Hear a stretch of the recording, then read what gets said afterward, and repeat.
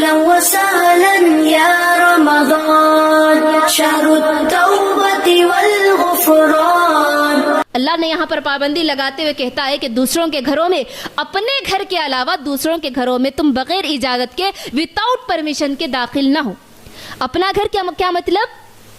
اپنا گھر، اپنی بیوی کا گھر، سوائے اپنی بیوی کے گھر کے علاوہ تمہاری ماں ہو یا بیٹیاں ہو، بغیر پرمیشن کے تم اندر داخل نہیں ہو. یعنی اگر ہم ڈائریکٹ اندر آ جائیں گے، عورتیں کسی بھی حالت میں رہے گی بغیر دوپٹے کے، بغیر حجاب کے، تو اس سے بے حیائی پھیلنے کا زیادہ خدشہ، برائی پھیلنے کا زیادہ خدشہ. السلام علیکم ورحمۃ اللہ وبرکاتہ.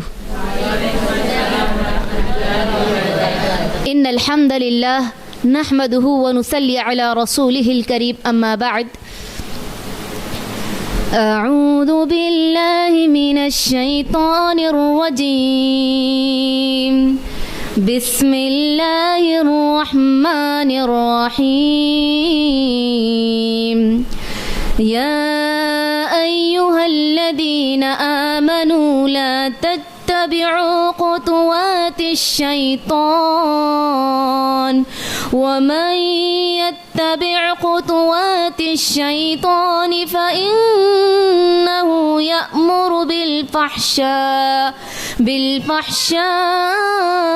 والمنكر ولولا فضل الله عليكم ورحمته ما زكى منكم من أحد أبدا ولكن الله يزكي من يشاء والله سميع عليم. اللہ پچھلے دو دن کے جو ہمارے درس ہوئے تھے اس میں کتنی آیات ہماری ہو چکی تھی؟ سورہ نور کی تقریباً 20 آیتیں، اور ماشاءاللہ سے ہم نے اس سورت کے سورہ نزول شان نزول کو دیکھا. اور اسی طرح پھر آیت نمبر 11 سے لے کر جو کل کا درس تھا آیت نمبر 20 تک کون سا واقعہ تھا؟ کس کی برأت نازل ہوئی اس آیتوں کے اندر؟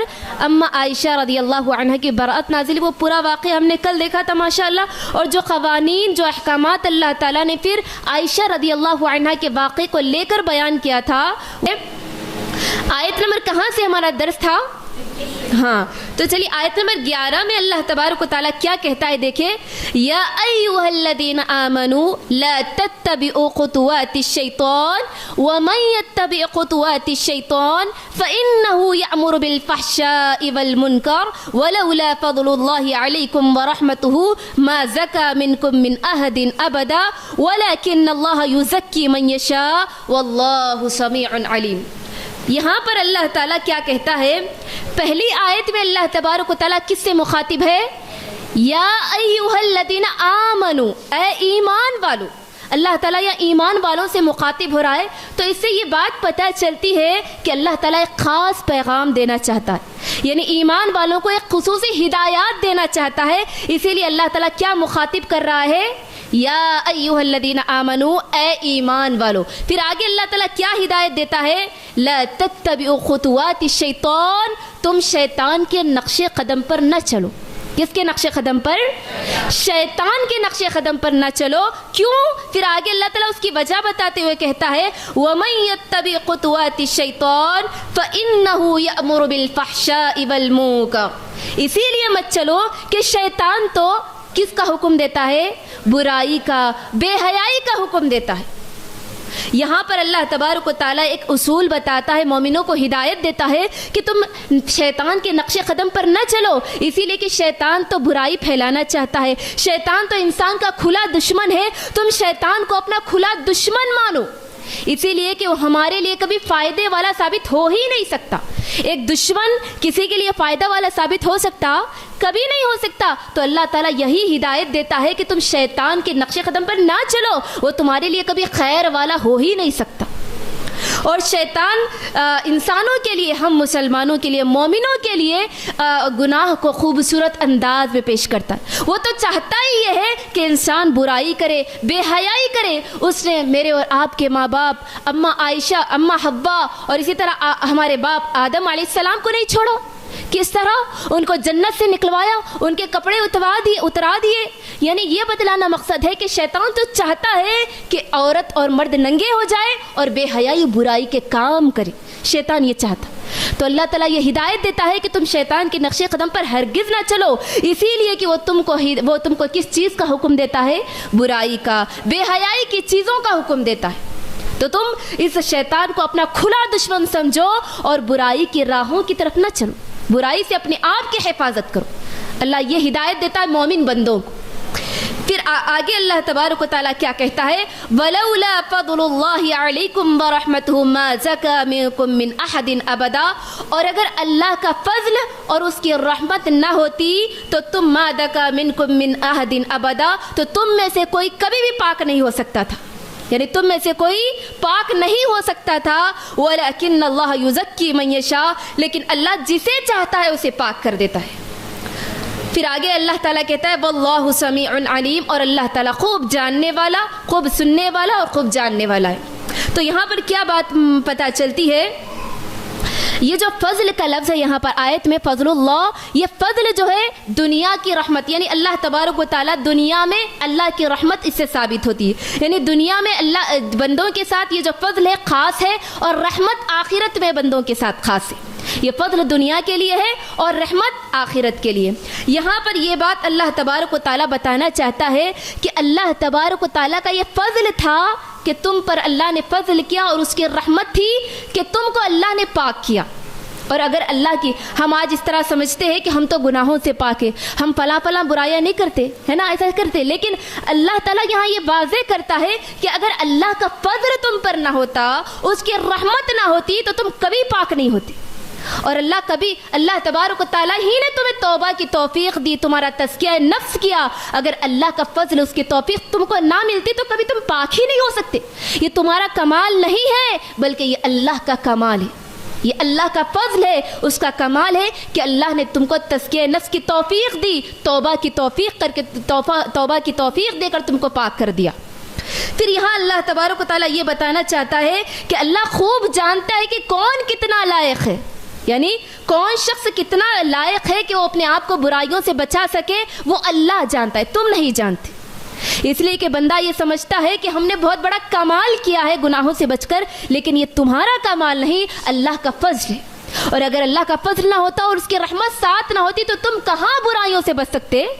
ये अल्लाह ताला बताना चाहता है। फिर आगे, फिर इसी आयत में यहाँ अल्लाह तबारक व तआला ये बताना चाहता है, जो बेहयाई और मुनाफिकों ने मिलकर बेहयाई का इल्ज़ाम लगाया था, तो उसके अंदर ये किस वजह से हुआ?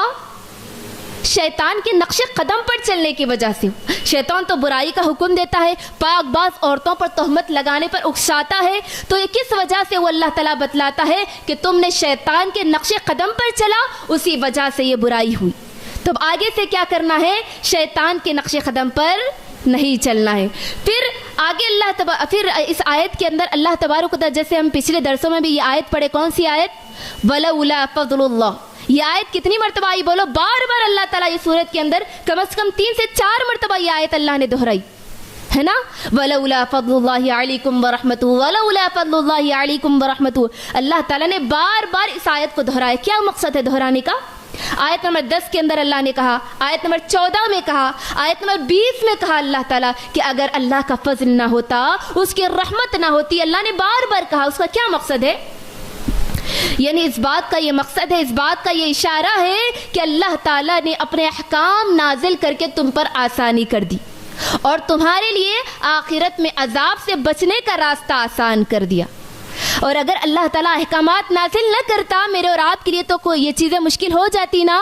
तो ये अल्लाह ताला बताना चाहता है कि अल्लाह का ये फजल है तुम पर कि अल्लाह ने ऐसे अहकामात को नाजिल करके तुम्हारे लिए आसानी कर दी। अब उसके बाद यहाँ इस आयत का ना ये मतलब भी निकलता है कि जो लोग अम्मा आयशा पर तोहमत लगाने से बच गए थे, यानी सिर्फ 3 मुसलमान इस तोहमत में आ गए थे, यानी तोहमत बहकावे में मुनाफिकों के आ गए थे, और 3 मुसलमानों ने अम्मा आयशा पर तोहमत लगाई, बाकी किसी मुसलमान ने नहीं लगाई। तो यहाँ पर अल्लाह ताला उनके लिए ये कह रहा है कि ये अल्लाह तबारक व तआला का फजल था कि तुम बच गए, यानी ये तुम्हारा कमाल नहीं है कि तुम अपने आप को बचा लिए अम्मा आयशा पर तोहमत लगाने से, बल्कि ये अल्लाह का कमाल था कि अल्लाह ने तुमको उससे बचा के रखा। यहाँ अल्लाह ताला उनके लिए भी पैगाम देता है ताकि वो तकब्बुर और घमंड में ना आए कि हम तो ये अल्लाह के नबी की बीवी पर तोहमत लगाने से बात रहे, वो तकब्बुर गुरूर न करे, बल्कि अल्लाह ताला ये भी वाज़ेह करता है कि ये तुम्हारे बस की बात नहीं थी, ये अल्लाह के बस की बात थी, ये अल्लाह के फजल उसकी तौफीक से हुआ कि तुम बच गए। ठीक है, फिर उसके बाद अल्लाह तबारक व तआला आगे आयत में क्या कहता है, देखिए, वला यअतलि उलुल फज़लि मिनकुम वस्सअति अन युतू उलिल कुरबा वल मसाकीन वल मुहाजिरीन फी सबीलिल्लाह वलयअफू वलयस्फहू अला तुहिब्बून अन यगफिरल्लाहु लकुम वल्लाहु गफूरुर रहीम। ये आयत के अंदर अल्लाह तबारक व तआला, पहले तर्जुमा देखिए, वला यअतलि उलुल फज़लि मिनकुम, और कसम ना खाए तुम में से फजल वाले, यानी जिसको अल्लाह ताला ने मालदारी दी, जिसको अल्लाह ने सकी बनाया, तो तुम में से फजल वाले कसम न खाए, वस्अती और वसअत वाले कसम ना खाए किस बात पर, अन युतू उलिल कुरबा वल मसाकीन वल मुहाजिरीन फी सबीलिल्लाह, कि वो क़राबतदारों को, मिस्कीनों को और मुहाजिरों को, अल्लाह के रास्ते में हिजरत करने वालों को सदका न देंगे, इस बात पर कसम न खाए। आगे मैं इसकी वजह बताती हूँ, आइए आयत की देखेंगे, पहले तर्जुमा देख ले, फिर आगे अल्लाह कहते हैं वलयअफू वलयस्फहू, और तुम माफ़ कर दो और दरगुजर कर दो, पहले माफ़ कर दो फिर दरगुजर कर दो। अला तुहिब्बून अन यगफिरल्लाहु लकुम, अल्लाह ताला यहाँ बहुत मोहब्बत के अंदाज में कहता है कि तुम नहीं चाहते कि अल्लाह तुमको माफ़ कर दे। फिर आगे अल्लाह कहता है वल्लाहु गफूरुर रहीम, और अल्लाह ताला बड़ा बख्शने वाला और मेहरबान है। तो यहाँ पर ये आयत असल में, ये आयत का एक पस मंज़र है, ये आयत है ना असल में हज़रत आयशा रदियल्लाहु अन्हा के वाक़े से ताल्लुक़ रखती है, और ये आयत मिस्ताह बिन असासा रदियल्लाहु अन्हु के बारे में नाजिल हुई। यानी हुआ ऐसा कि जब अम्मा आयशा पर अबू बकर रदियल्लाहु अन्हु की बेटी अम्मा आयशा पर तहमत लगाई गई, और इसी तरह मिस्ताह बिन असासा ये जो साहबी थे इसमें वाक़े में यानी तहमत लगाने में शामिल थे। अब जैसे ही अल्लाह के नबी सल्लल्लाहु अलैहि वसल्लम पर बरअत की आयतें नाजिल हो गई और मालूम हो गया कि कौन कौन इसके अंदर शामिल थे, यानी 3 मुसलमान भी शामिल थे, ये भी मालूम हो गया। जब बरात नाजिल कर दी गई तो ये जो खालाजाद भाई थे अबू बकर के, मिस्ताह बिन असासा जो थे खालाजाद भाई थे, तो जो उनका राशन होता था घर का ये अबू बकर रदियल्लाहु अन्हु डाला करते थे। यानी एक तो खराब ये रिश्तेदार थे, अल्लाह अबू बकर रदियल्लाहु अन्हु के खालाजाद भाई थे, मुहाजिर थे, हिजरत करके आए थे, और इसी तरह फिर तीसरी चीज़ ये थी कि वो मिस्कीन भी थे। तो इसी तरह अबू बकर रदियल्लाहु अन्हु उनकी किफ़ालत करते थे, उनका राशन डलवाते थे, यानी उनको अपना इतने उनकी यानी कि उनके घर का जो खर्चा हुआ करता था ये देखभाल करते थे। अब जैसे ही मालूम हुआ कि हज़रत आयशा पर बहतान लगाने में मिस्ताह बिन असासा भी शामिल हुए, तो अबू बकर रदियल्लाहु अन्हु को ज़रा गुस्सा आ गया कि मैंने इनके ऊपर इतने एहसानात किया, इन्होंने मेरी बेटी पर बहतान लगाने में साथ दिया। तो उन्होंने क्या कहा, अब अबू बकर रदियल्लाहु अन्हु ने कसम खा ली, अल्लाह की कसम मैं आज से मिस्ताह बिन असासा को एक पाई भी नहीं दूंगा, यानी जो मैं पहले मदद किया करता था अब वो मिस्ताह बिन असासा को कुछ नहीं दूंगा, क्योंकि उन्होंने मेरी बेटी पर बहतान लगाया, तहमत लगाया, लिहाजा सब ख़त्म कर दिया। अब अल्लाह ताला को ये बात पसंद नहीं आई तो अल्लाह ने ये आयतों को नाजिल करके बतलाया, अला तुहिब्बून अन यगफिरल्लाहु लकुम, क्या तुम नहीं चाहते अबू बकर कि अल्लाह तुमको माफ़ कर दे? तो अबू बकर फ़ौरन कहते बला बला बला, क्यों नहीं अल्लाह के नबी, क्यों नहीं अल्लाह ताला, मैं तो चाहता हूँ, मैं तो ये चाहता हूँ कि अल्लाह ताला मुझे माफ़ कर दे। तो फिर उसके बाद जैसे अल्लाह ताला ये आयतें नाजिल करता है, अबू बकर रदियल्लाहु अन्हु पहले की तरह उनकी मदद करना शुरू कर देते हैं और पहले से ज़्यादा उनकी मदद करते हैं। तो इससे क्या बात मालूम होनी चाहिए, माफ़ करने की आदत, दरगुजर करने की आदत अपने अंदर डाले, यानी पहले माफ़ कर दे। अल्लाह ताला यहाँ क्या कहता है, वलयअफू, माफ़ कर दे, फिर आगे अल्लाह कहता है वलयस्फहू, दरगुजर कर दे, ऐसा माफ़ करे कि बदले की उम्मीद ख़त्म कर दे। अब बदला किसी किस्म का दिल में ना रखे, बल्कि पूरी किस्म से यानी पूरी तरह से बदला ख़त्म कर दे। तो आयतें हज़रत अबू बकर रदियल्लाहु अन्हु के वाक़े के बारे में नाज़िल हुई। इसी तरह आज हमारे नज़दीक जिस तरह हम लोगों को माल दिया करते हैं, जिस तरह हम ज़कात देते हैं या फिर हम अपना सदक़ा देते हैं, यानी जो अल्लाह तबारक व तआला ने हमको दिया है उसमें से हम गरीबों को, फ़कीरों को, मिस्कीनों को देते हैं, तो हम ये चाहते हैं, हम ये उम्मीद रखते हैं कि वो हमारे ख़िलाफ़ कभी ना बोले। अगर कभी ऐसा हो जाए बाई चांस, यानी किसी ने आपके बारे में कहा जिसकी तुम मदद करते थे, तो हम क्या करते हैं, हाँ अच्छा हम उनकी मदद करते हुए बड़े बड़े बातें करते, अल्लाह अकबर, उसके बाद कुछ भी देना नहीं चाहते, हम ये बंद कर देते। लेकिन अल्लाह यहाँ पर ताकीद करता है कि तुम ये कहकर उनको माफ़ कर दो कि अल्लाह तुमको भी माफ़ कर देगा। اور اس سے بڑی بات کیا ہو سکتی ہے کہ اللہ کی معافی تم کو مل جائے. اور اس سے بڑھ کر کامیابی ایک انسان کے لیے کیا ہو سکتی ہے کہ اللہ اس کو معاف کر دے اور اس سے راضی ہو جائے.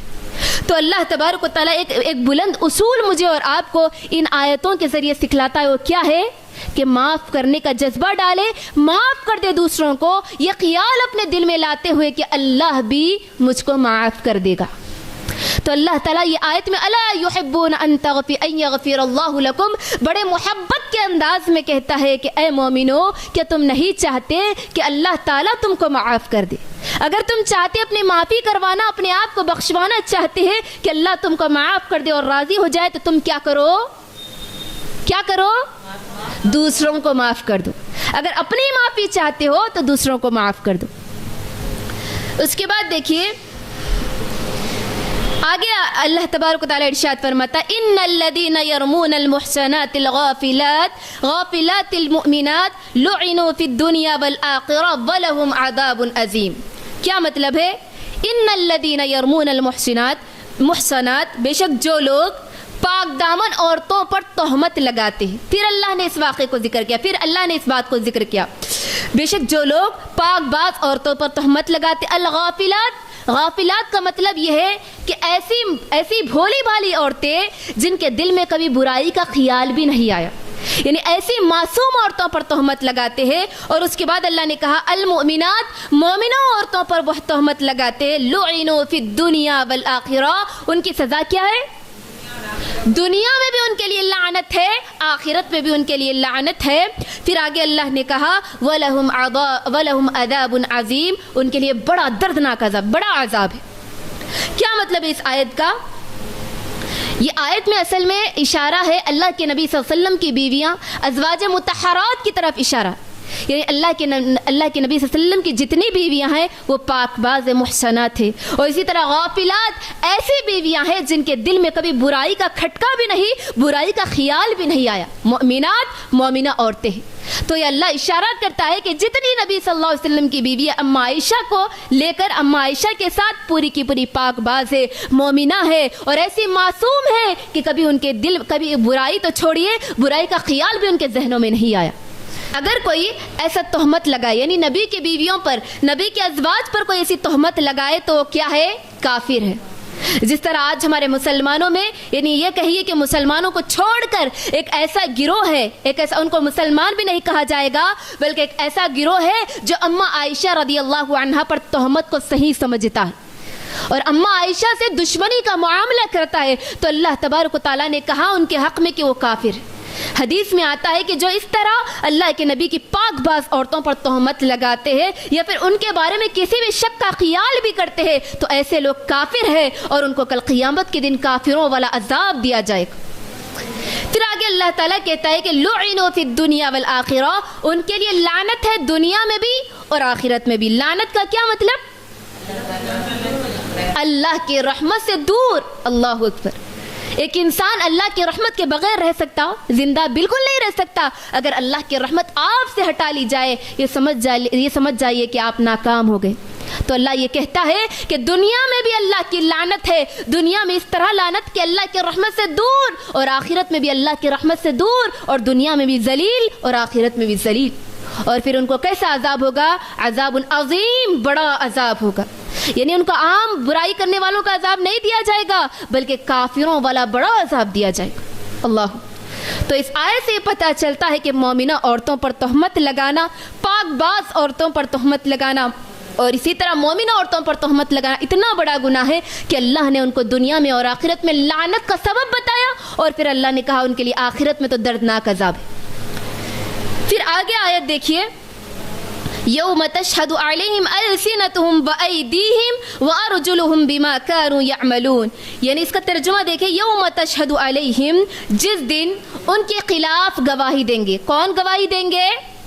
السنتہم, ان کی زبانیں گواہی دیں گی, وایدیہم, ان کے ہاتھ گواہی دیں گے, وارجلہم, ان کے پیر گواہی دیں گے, بما کانوا یعملون, جو کچھ وہ دنیا میں کرتے تھے, جو کچھ وہ کرتوت کرتے تھے, جو کچھ وہ ان کے اعمال کیے نامے ہیں, ان کے بدلے کیا کیا جائے گا؟ واللہ, کیا ہے آیت؟ بما کانوا یعملون, یعنی ان کے خلاف گواہی دیں گے. قیامت کے دن ایسا دن ہوگا کہ جو تہمتیں لگاتے تھے نا دنیا میں پاک باز عورتوں پر، مومنہ عورتوں پر، بھولی بھالی عورتوں پر تہمتیں لگاتے تھے نا، اب کیا ہوگا؟ یہ قیامت کے دن جو ایسے کام کرتے تھے اللہ تبارک و تعالیٰ ایسے لوگوں کا اختیار قیامت میں چھین لے گا. وہ اپنی زبان سے بولنا چاہیں گے مگر بول نہیں پائیں گے. اللہ تعالیٰ ان کے خود سے کہنے کی صلاحیت کو چھین لے گا، بلکہ ان کی زبانیں ان کے خلاف گواہی دے گی. تو کیا کریں گے؟ زبان ان کے خلاف گواہی دے گی، ان کے ہاتھ ان کے خلاف گواہی دیں گے، اور ان کے پیر بھی ان کے خلاف گواہی دیں گے. اللہ اکبر. سوچئے کیسا مرحلہ ہوگا کہ انسان کے اپنی زبان ہوگی، انسان کے اپنے ہاتھ ہوں گے، انسان کے اپنا پیر ہوگا، انسان کے اپنے اعضاء ہوں گے، لیکن اللہ اختیار چھین لے گا اور وہ باتیں وہ کہیں گے ان کے اعضاء جو دنیا میں کرتے تھے وہ جھٹلائیں گے، لیکن اللہ تعالیٰ ان کی زبان کو پکڑ لے گا، ان کے اختیار کو چھین لے گا. ان کی زبان بھی، ان کے ہاتھ بھی، ان کے پیر بھی وہ کہیں گے جو سچ ہے. اللہ. اب یہاں پر اللہ یہ بتانا چاہتا ہے کہ دنیا میں جو بے حیائی کا کام تم اپنی زبانوں سے بولتے ہو، جو گندی باتیں، بے حیائی کی باتیں، جتنی فحاشی کی باتیں تم زبان سے پھیلاتے ہو، یاد رکھنا کل قیامت کے دن اس کا بدلہ یہ ہوگا کہ تم کل قیامت کے دن اللہ کے سامنے تمہاری خود کی زبان گواہی دے گی. اور پھر جو بھی برائی ہاتھوں کے ذریعے تم پھیلاتے ہو، موبائل فون کو لے کر فتنہ مچاتے ہو، موبائل فون کے ذریعے، ہاتھوں کے ذریعے جو تم برائی کی چیزیں آپ پریس کر کے، یعنی جو بھی آپ موبائل فون کے ذریعے اپنا ہاتھ لگا کر ٹچ کر کے دیکھتے ہیں نا، تو یہی ہاتھ کل قیامت کے دن گواہی دیں گے، آپ کے خلاف گواہی دیں گے کہ زنا کا کام کرتے تھے، زنا کی چیزوں کو پھیلاتے تھے، بے حیائی کی چیزوں کو پھیلاتے تھے، آپ کے خلاف آپ کے ہاتھ گواہی دیں گے. اور پیر کس طرح گواہی دیں گے؟ کسی برائی کی طرف آپ نے چل کر گئے، یا کسی برائی کو دیکھنے کے لیے، یا کسی برائی کو بولنے کے لیے، یا کسی برائی کو پھیلانے کے لیے گئے، کل قیامت کے دن یہی پیر تمہارے خلاف گواہی دے. اللہ یہ بتانا چاہتا ہے اس آیت کے اندر. پھر آگے اللہ تبارک و تعالیٰ کہتا ہے یومئذ یوفیہم اللہ دینہم الحق ویعلمون ان اللہ هو الحق المبین، یعنی جس دن ان کو پورا بدلہ دیا جائے گا، یعنی جو صحیح ہے، حق ہے، ان کو پورا بدلہ دیا جائے گا. وَيَعْلَمُونَ أَنَّ اللَّهَ هُوَ الْحَقُّ الْمُبِينَ، اور وہ لوگ جان لیں گے کہ بے شک اللہ حق ہے، عدل کرنے والا ہے اور سچا ہے. یعنی ایسا نہیں ہوگا قیامت کے دن کہ ان کے معاملے میں کوئی کوتاہی ہوگی یا پھر ان کے معاملے میں کوئی آگے پیچھے ہوگا، بلکہ اللہ تعالیٰ جو دنیا میں وہ کام کرتے تھے نا، تہمتیں لگاتے تھے، بے حیائی کے کام کرتے تھے، فتنے کے کام کرتے تھے، کل قیامت کے دن اللہ تبارک و تعالیٰ ان کو ایسی سزا دے گا کہ وہ جان لیں گے کہ بے شک اللہ تعالیٰ انصاف کرنے والا ہے. یعنی اللہ تبارک و تعالیٰ آگے پیچھے کچھ بھی نہیں کرے گا، بلکہ ان کے جو وضاحت کے ساتھ ان کے سامنے جو چیزیں ہوگی اس کے مطابق ان کو گناہ کا بدلہ دیا جائے گا، اور وہ جان لیں گے، یعنی جس کو اللہ نے عذاب دے رہا ہے وہ خود جان لیں گے کہ بے شک اللہ تعالیٰ انصاف کرنے والا. پھر آگے اللہ تعالیٰ یہ اشارہ کرنا چاہتا ہے کہ جو لوگ دنیا میں تہمتیں کر کے، برائیاں کر کے، بے حیائیاں پھیلا کے، بہتان لگا کے بچ گئے، دنیا میں تم لگا کر خاموش ہو گئے، تہمتیں لگا کر خاموش ہو گئے، یہ پتہ بھی نہیں چلا کہ کس نے تہمت لگائی، لیکن یاد رکھو اللہ کی ذات ایسی ذات ہے، کل قیامت کے دن تم اللہ کے عذاب سے نہیں بچ پاؤ گے. کل قیامت کے دن اللہ تمہیں پکڑ کر عذاب دے گا، اور پورا عذاب دے گا، اور اتنا بدلہ اللہ دے گا کہ تم جان جاؤ گے کہ بے شک اللہ انصاف کرنے والا ہے اور اللہ ظالم نہیں، ظلم کرنے والا ہے. جس طرح تم دنیا میں کرتے تھے لوگوں کے اوپر، اللہ کل قیامت کے دن تم کو اس کے بدلے عذاب دے گا. یہ مطلب اس آیت. پھر آگے اللہ تبارک و تعالیٰ اس واقعے کے اختتام پر ایک قاعدہ بتاتے ہوئے ارشاد فرماتا ہے القبیثات للقبیثین والقبیثون للقبیثات والطیبات للطیبین والطیبون للطیبات اولئک مبرؤون مما یقولون لهم مغفرۃ ورزق کریم. اللہ ایک قاعدہ بتلاتا ہے. کیا قاعدہ؟ القبیثات للقبیثین، خبیث عورتیں، برے مردوں کے لیے. پھر آگے اللہ کہتا ہے والقبیثون للقبیثات، برے مرد بری عورتوں کے لیے. پھر آگے اللہ کہتے ہیں والطیبات للطیبین، اور پاک عورتیں پاک مردوں کے لیے، والطیبون للطیبات، اور پاک مرد پاک عورتوں کے لیے. اولئک مبرؤون مما یقولون، اور وہ لوگ پاک ہے ان تمام باتوں سے جو یہ کہتے تھے، یہ جو الزام لگاتے تھے نا، جو تہمت لگاتے تھے، اولئک مبرؤون مما یقولون، یہ لوگ پاک ہے جو کچھ تم کہتے ہو. پھر آگے اللہ نے کہا لہم مغفرۃ ورزق کریم، ان کے لیے مغفرت ہے اور پاک روزی ہے. ورزق کریم کا کیا مطلب؟ پاک روزی ہے. اللہ تعالیٰ اس واقعے کے ذریعے یہاں یہ بتانا چاہتا ہے کہ نعوذ باللہ، یہاں پر اللہ تبارک و تعالیٰ ایک بات کی وضاحت کرتا ہے. وہ بات یہ ہے کہ اللہ کے نبی صلی اللہ علیہ وسلم کی جتنی بیویاں ہیں، اما عائشہ رضی اللہ عنہا اور جتنی بیویاں اللہ کے نبی کی، 11 بیویاں اللہ کی، جتنی اللہ کے نبی صلی اللہ علیہ وسلم کی بیویاں ہیں 11 بیویاں، وہ تمام کی تمام پاک ہے. یہ بتانا چاہتا ہے. اور اللہ تعالیٰ یہ کہنا چاہتا ہے کہ نعوذ باللہ ثم نعوذ باللہ، اللہ کی پناہ، اگر اما عائشہ ایسی ہوتی، یعنی خبیث ہوتی، خبیث مرد تو خبیث عورتوں کے لیے خبیث ہوتی، تو اللہ کبھی اپنے نبی کے لیے ایسی عورت کو سلیکٹ نہیں کرتا. کبھی اللہ تعالیٰ اپنے نبی کے لیے ایسی عورت کو پسند نہیں کرتا. کبھی اللہ تعالیٰ ایسی عورت کو اپنے نبی کی صحبت کے لیے پسند نہیں کرتا.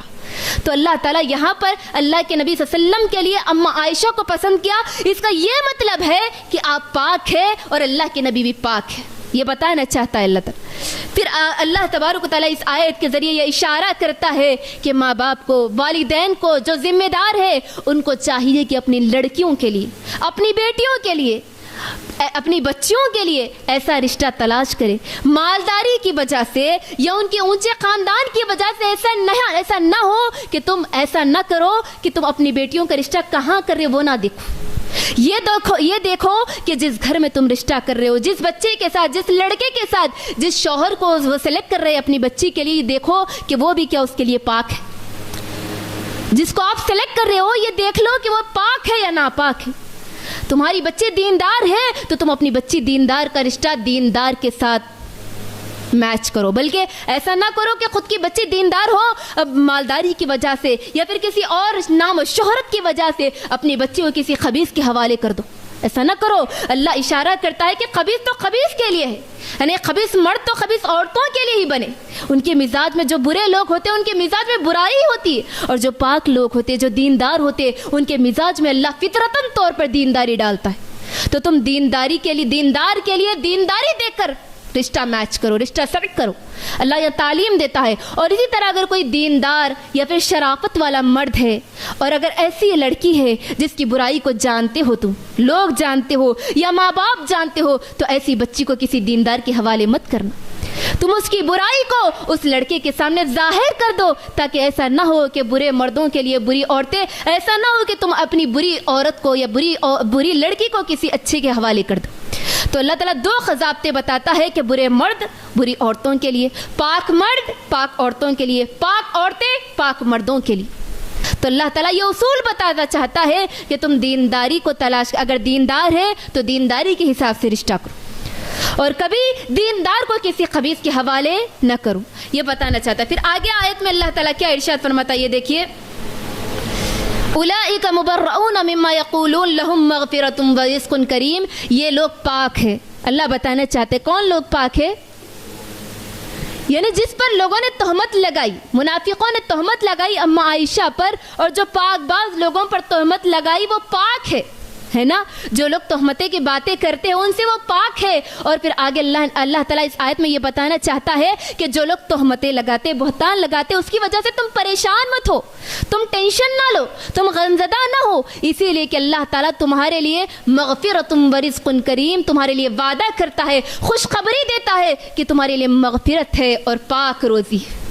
تو تمہارے لیے غمزدہ ہونے کی ضرورت نہیں ہے. دنیا میں تم کو کوئی بھی کسی بھی قسم کا ٹینشن لینے کی ضرورت نہیں ہے. معاملہ اللہ کے حوالے کر دو. اللہ خود تمہارے لیے خوشخبری بتاتا ہے، مغفرۃ لہم مغفرۃ ورزق کریم. اس سے بڑھ کے کیا بات ہو سکتی ہے کہ اللہ تمہاری مغفرت کر دے اور رزق کریم عطا کر دے.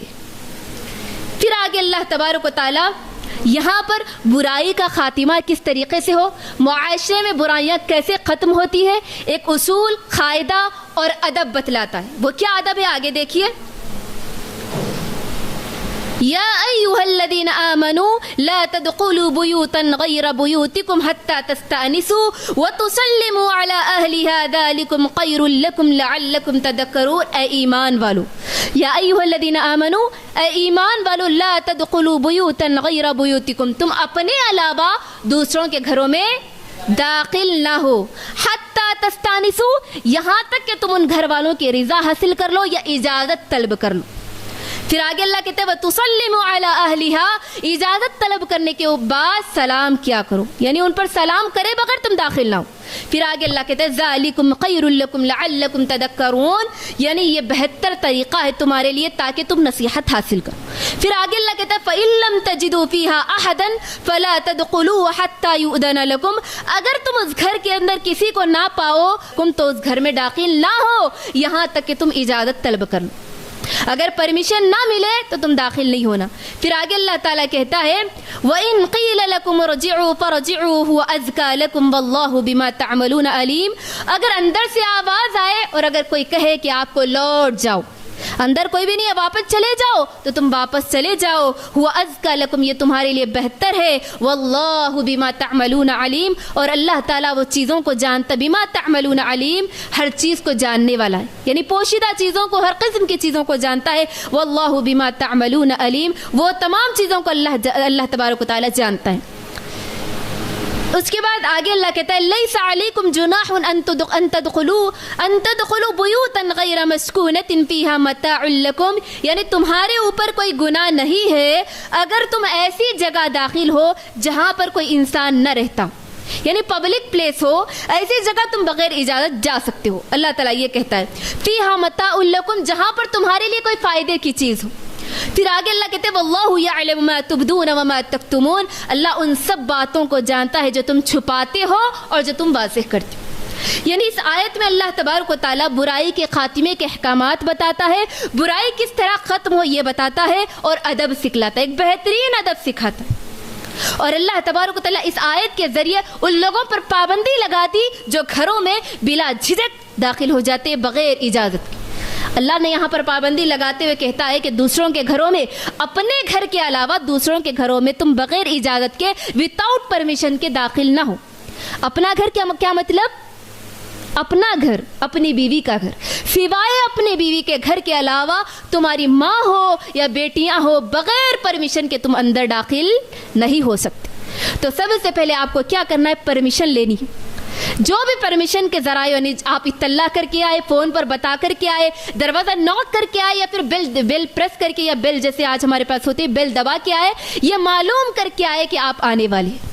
پہلے آپ اجازت لے آنے کے بعد, گیٹ پر ہو جیسے آنے کے بعد ڈور ہوتا ہے, تو پہلے آپ اطلاع کر دے, نوک کرے, پہلے اجازت لے. اس کے بعد پھر جب اجازت دی جائے تو گھر میں آنے سے پہلے کیا کرو, السلام علیکم ورحمۃ اللہ وبرکاتہ, سلام کر کے گھر میں داخل ہو. اب اس کے بعد اللہ تبارک و تعالیٰ کہتا ہے اس آیت کے اندر, اس آیت میں اچھا اللہ تبارک و تعالیٰ اجازت لینا کیوں ضروری کر دیا؟ ہاں بالکل, اسی لیے کہ انسان گھر میں ہوا کرتا, عورتیں بھی گھر میں ہوا کرتی, اور کبھی گھروں میں ایسی پرائیویٹ گفتگو بھی ہوتی ہے جو لوگوں کو معلوم نہیں, یعنی جو دوسروں کو ہم بتانا نہیں چاہتے.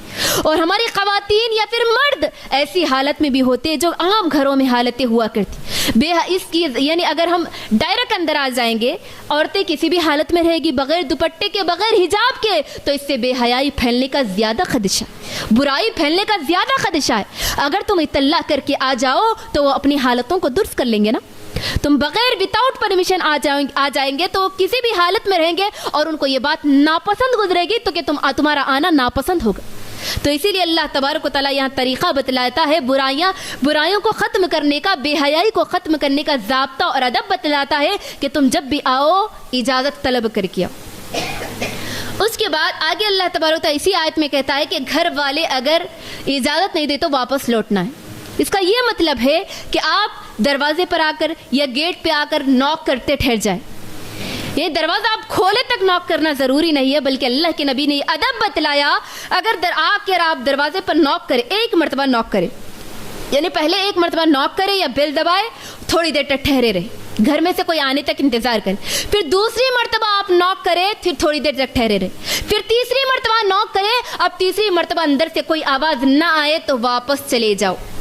ایسا نہ کرو کہ وہاں پر نوک کرتے کرتے آدھے گھنٹے تک ٹھہر جاؤ, جب تک کہ لوگ نہیں نکلیں گے جب تک ٹھہر جائے, ایسی بات نہیں, ایسا ہرگز نہیں, بلکہ 3 مرتبہ اللہ کے نبی نے اصول بتایا کہ 3 مرتبہ تم اجازت طلب کرنے کے لیے نوک کرو, دروازہ کھٹکھٹاؤ, آواز دو, اگر اندر سے آواز نہ آئے تو تم واپس چلے جاؤ.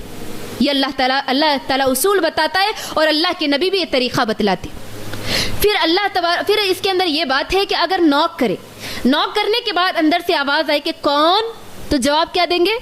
मैं नहीं। अल्लाह के नबी ने मना किया, मैं कहने अल्लाह के नबी ने नापसंद किया, बल्कि क्या बोलना है? आपका जो नाम है, आपका जो तारुफ अंदर वाले जानते हैं वो तारुफ बताए, और ये बताए कि आप किस मकसद से उनके घर आए। अपना तारुफ बताइए, या फिर मैं फला हूँ, मैं फातिमा हूँ, मैं इसीलिए आओ, ये बताइए। या फिर आप अगर आपके नाम से वो पहचान लेते तो आप नाम बताइए, ऐसा नहीं कि मैं हूँ मैं। अल्लाह के नबी ने मना फरमाया। फिर आगे अल्लाह तबारक व तआला ने इस आयतों के अंदर, इन आयतों के जरिए 3 आयतों के अंदर इजाज़त लेने का तरीक़ा बतलाया। यानी किस तरह इजाज़त ले, कि ऐसा नहीं कि आप गेट के पास ठहर जाए, ये दरवाजे की, यानी अगर गेट नहीं है, उनका डोर है, तो डोर के पास बीच में ठहर के अब इजाज़त तलब कर, नहीं। अल्लाह के नबी ने बतलाया कि अगर तुम इजाज़त तलब करने आए हो, यानी किसी के घर में आए हो, तो पहले इजाज़त तलब करने के लिए डोर के लेफ्ट साइड या राइट साइड खड़े हो जाओ, बीच में नहीं। क्यों? वो दरवाज़ा जैसे ही खोलेंगे, डोर ओपन करेंगे, तो डायरेक्ट आपकी निगाह उन तमाम चीज़ों पर चले जाएगी जहाँ पर नहीं जाना चाहिए, यानी आपको अंदर का पूरा नज़ारा दिख जाएगा। तो अल्लाह के नबी ने मना किया कि तुम डायरेक्ट अंदर देखने की कोई ज़रूरत नहीं, ये तुम्हारा हक़ नहीं कि किसी के घरों में झांको, बल्कि तुम दरवाजे के राइट साइड या लेफ्ट साइड ठहर कर इजाज़त तलब करो, फिर अंदर आकर सलाम करो, है ना। अल्लाह के नबी ने यहाँ तक कहा कि अगर कोई बग़ैर इजाज़त तलब करे किसी घर में झांके, अल्लाह के नबी ने ये कहा कि अगर इस्लामी हुकूमत हो तो तुम्हारे लिए हक़ है कि तुम उनकी आँख को फोड़ दो। किसी के घरों में झांकने का इतना बड़ा गुनाह है कि अल्लाह के नबी ने कहा कि तुम उसकी आंखों को फोड़ दो अगर इस्लामी हुकूमत। तो क्या बात पता चलती है इससे? इजाज़त लेने का क्या तरीक़ा है, इजाज़त क्यों ज़रूरी है, ये अल्लाह तबारक व तआला इन 3 आयतों के अंदर बतलाता है। फिर आगे अल्लाह तबारक व तआला ये आयत में फरमाता है कि ऐसी पब्लिक प्लेस जिसके अंदर यानी किसी की कोई जिम्मेदार ना हो, आप किसी फ़ायदे के लिए वहाँ पर जा रहे हो तो उसमें इजाज़त की ज़रूरत नहीं है। उसके बाद आगे अल्लाह कहता है वल्लाहु यअलमु मा तुबदून वमा तक्तुमून, अल्लाह ताला जानता है, खूब जानता है, यानी अल्लाह का इल्म इतना वसी है कि अल्लाह हर चीज़ को जानता है, जो तुम अपने सीनों में छुपाते हो और जो तुम ज़ुबान से कहते हो वो भी जानता है अल्लाह, और जो तुम दिल में रख कर बताना नहीं चाहते वो भी अल्लाह जानता है। तो यहाँ तक ये आयतें ख़त्म हुई अल्हम्दुलिल्लाह अल्लाह के एहसान से। तो एक मरतबा खुलासा हम ले लेते हैं, उसके बाद हम अपने दर्स को ख़त्म करेंगे इंशाअल्लाह। आइंदा का दर्स होगा हमारा आने वाला सिस्टर नौशीन कौनैन का दर्स होगा इंशाअल्लाह। तो पहले खुलासा देखिए, अभी तक मैं बोल रही थी आपके सामने, अब आपकी बारी है, मुझे बोलिए कि हमने क्या क्या सीखा, वो बोलिए। हमने शुरुआत कहाँ से की थी? आयत नंबर 20 से, ठीक है। कहाँ से अहकामात अल्लाह ताला क्या क्या अदब सिखलाता है, क्या क्या हुक्म देता है, वो मुझे बताइए। पहला थोड़ा सा खुलासा देख लेंगे इंशाल्लाह। तो पहली आयत में मैंने क्या कहा आप लोगों से, या अय्युहल्लज़ीना आमनू ला तत्तबिउ खुतुवातिश शैतान। तो इस आयत में अल्लाह ने क्या बतलाया? शैतान के पैरवी नहीं करना है, शैतान तो तुम्हारा खुला दुश्मन है। फिर उसके ये किसके बारे में नाजिल हुई? हाँ, हज़रत अबू बकर जिनको सदका दिया करते थे या उनकी किफ़ालत करते थे, राशन का इंतज़ाम करते थे, मिस्ता बिन असासा के बारे में नाजिल हुई। अबू बकर उनका राशन पानी ख़त्म कर देते हैं अपनी बेटी के पर इल्ज़ाम लगाने की वजह से, तो अल्लाह को ये बात नापसंद गुजरती और अल्लाह डायरेक्ट आयत नाजिल करके बतला देता है कि ऐ मेरे बंदो, क्या तुम नहीं चाहते कि तुम्हारी मग़फ़िरत हो जाए? ठीक है। अब तीसरी आयत में अल्लाह ताला क्या कहता है, बोलो। इन्नल्लज़ीना यरमूनल मुहसनात। हाँ, ये भी बताना चाहता है कि जो मोमिना औरतें हैं, पाक दामन औरतें हैं, ऐसी भोली भाली औरतें, उनके ऊपर अगर तुमने तोहमत लगाई, उसका क्या अंजाम होगा?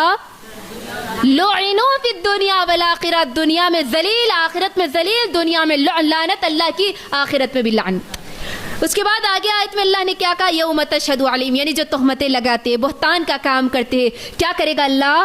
कल क़ियामत के दिन उनके आज़ा को पकड़ लेगा, उनके आज़ा का इख्तियार ख़त्म कर देगा, वो उनके खिलाफ गवाही दे।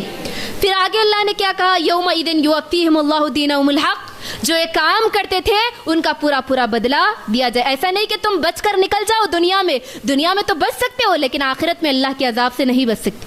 फिर आगे अल्लाह ने एक फ़ायदा बताया इस वाक़े के आखिर में। फिर अल्लाह ने इस बात को दोहराया कि बुरे मर्द बुरे औरतों, बुरे औरतें बुरे मर्द, और पाक मर्द और पाक औरतें पाक मर्द के लिए। और अल्लाह ने ये क़ायदा बतला दिया कि क़ियामत तक तुम्हारे लिए पाक मर्द अगर तुम है तो पाक औरतें, अगर तुम पाक औरत है तो तुम्हारे लिए पाक मर्द। फिर आखिर में अल्लाह ताला ने क्या कहा? यहाँ पर कुछ आदाब बतलाए। वो कौन से आदाब? कि किसी के घर में आप दाखिल होना चाहते हैं, यहाँ अल्लाह ताला ने इस मसले को इसीलिए लाया, आदाब इसीलिए बताए कि मुआशरे से बुराइयों को कैसे ख़त्म करें, ज़िना की बीमारी को कैसे ख़त्म करें। इसीलिए कि ज़्यादा मुनासिब है कि आप किसी के घर में, यानी कि जो माहौल में अल्लाह के नबी सल्लल्लाहु अलैहि वसल्लम थे वहाँ पर लोग बिला झिझक घरों में दाखिल हो जाया करते थे, तो इससे ज़्यादा मुनासिब था कि बेहयाई के काम और बढ़े। यानी जिनके दिल में मर्ज होता है, जिनके दिल में बुराई होती है, जब वो औरतों को बेपर्दा देखते हैं, यानी घरों में तो हम आम हालत में रहती है औरतें, तो ऐसी हालत में देखकर उनकी निगाह औरतों के उन आज़ा पर पड़ जाए जिसकी वजह से उनके दिल में कोई बीमारी आ जाए और उसकी वजह से कोई गुनाह का काम वो कर बैठे। इसी वजह से अल्लाह ताला ने यहाँ पर अहकामात और आदाब बतला दिया कि घर में जहाँ से बुराई शुरुआत होती है वहीं से उनका खातिमा करते हुए बताता है कि अब कोई किसी के घर में बगैर इजाज़त दाखिल नहीं हो सकता। उसकी आदाब ये है कि पहले आप इजाज़त ले, फिर सलाम करें, उसके बाद दाखिल हो। ये आदाब अल्लाह ताला ने बतलाए जिसको हम बयान कर रहे थे। माशाअल्लाह अल्लाह तबारक ताला से दुआ है कि इलाहुल आलमीन हम तमाम को अल्लाह तबारक ताला के इन बताए गए अहकामात पर और आदाब पर अमल करने और उसको दूसरों तक बताने और दूसरों को फैलाने या फिर दूसरों तक फैलाने की, दूसरों को बताने की तौफीक अता फरमा। आमीन सुम्मा आमीन व आखिर दअवाना अनिल हम्दुलिल्लाहि रब्बिल आलमीन। अस्सलामु अलैकुम व रहमतुल्लाहि व बरकातुहू।